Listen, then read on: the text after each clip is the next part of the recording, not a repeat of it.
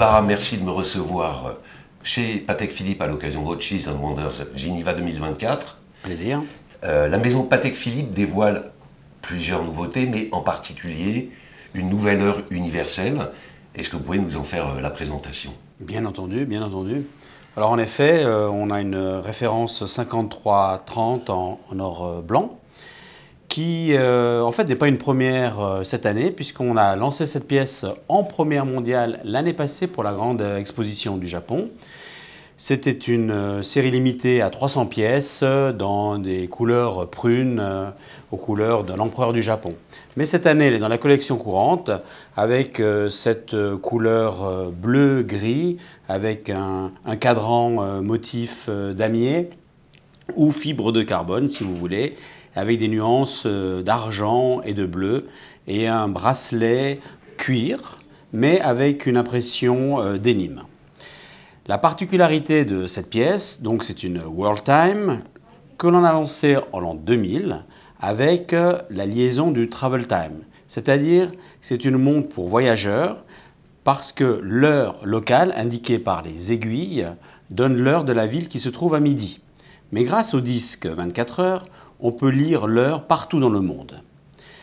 L'ajout cette année est l'aiguille de date. L'aiguille de date, alors il faut regarder de plus près, parce qu'elle est transparente en fait, elle est en verre. Elle est en verre et seul le bout est peint en rouge pour souligner la date. Alors je vais vous faire une démonstration. Quand on a la date qui est liée à l'heure locale, donc c'est important d'insister sur ce point-là parce qu'il faut savoir que quand l'indicateur 24 heures à minuit va passer à midi sur le cadran, la date va sauter en avant d'un jour, bien entendu. Oui. Mais comme le disque tourne toujours dans le même sens, quand c'est la ligne de changement de date qui est représentée par un point rouge ici entre Midway et puis Auckland, la date, elle va sauter en arrière d'un jour. Donc la date, elle saute en avant ou en arrière en fonction qu'elle passe minuit ou que c'est la ligne de changement de date qui passe à midi. Pour l'instant, il n'y a pas de problème, c'est très simple, tout le monde peut le faire. Sauf que c'est une première mondiale car cette date, elle est liée à l'heure locale. Il faut savoir que pendant une heure dans le monde, je ne sais pas si vous le saviez, mais nous on l'a découvert au moment du développement, la date, elle est la même partout dans le monde, pendant une heure. Eh bien moi j'ai découvert à votre conférence de presse. Exactement. C'est le moment où minuit est finalement dans la zone de la ligne de changement de date. Alors ce moment-là, il est entre 11h et midi dans le fuseau horaire de Londres ou midi 1h dans le fuseau horaire de Paris. Enfin, chaque time zone a sa propre heure, mais c'est le même instant en fait. Et quand la ligne de changement de date représentée par le point et la lune représentant minuit sur le cadran passent à midi, eh bien, il y a deux informations contradictoires. Une qui dit, le 10-24 heures dit on va sauter en avant, et la ligne de changement de date dit on va sauter en arrière. Mais ça, dans la mécanique, ça ne marche pas. Ça ne marche pas. Donc il a fallu résoudre ce problème grâce à un mécanisme de différentiel que l'on a breveté à cet usage. Et c'est pour ça qu'on est les seuls à avoir ce type de montre dans les marques horlogères. Et j'aimerais vous l'expliquer avec un plexiglas. Et vous allez comprendre tout de suite. Donc là, le disque ici représente la date avec son aiguille, on est le 5. Là, il faut imaginer que l'on a une roue 24 heures portant un doigt et à minuit, ce doigt fait sauter la date d'un jour. Pas de problème.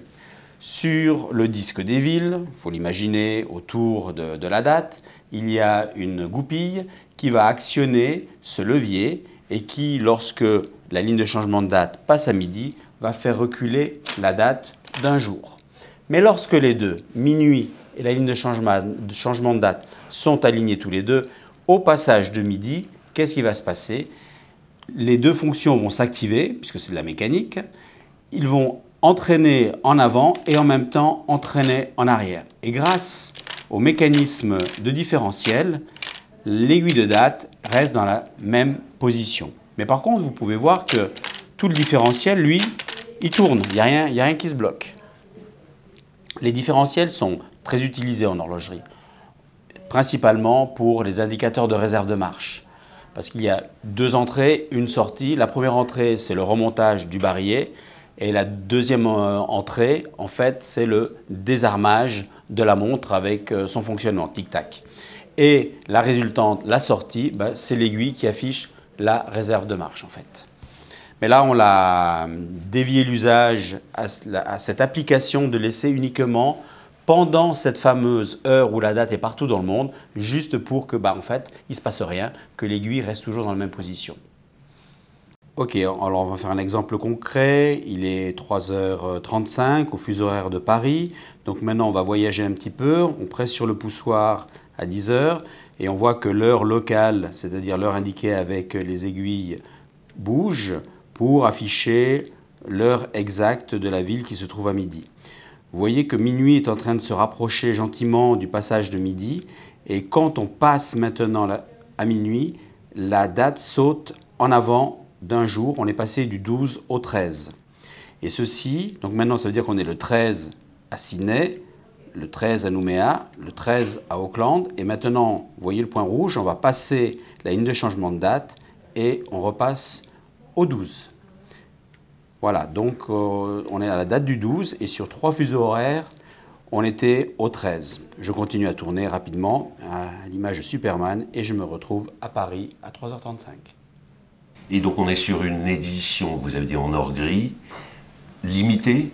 Non. Non limitée? Non, c'est pas limité. Alors, c'est la première année de lancement, donc on y va crescendo. Et puis, selon le succès qu'a la pièce, on en produira plus. Mais on ne communique pas les quantités. Mais vous savez, la première, on l'a sortie en l'an 2000. Donc, elle a duré 24 ans. Donc, ce modèle-là remplace la précédente, la référence 5230. Et je lui espère la même longévité que son aîné, voilà, il faut respecter ses aînés. Très bien. Eh bien, écoutez Philippe, merci avec pour plaisir. ces explications. Voilà. Et je vous souhaite un très bon salon. Voilà. Merci.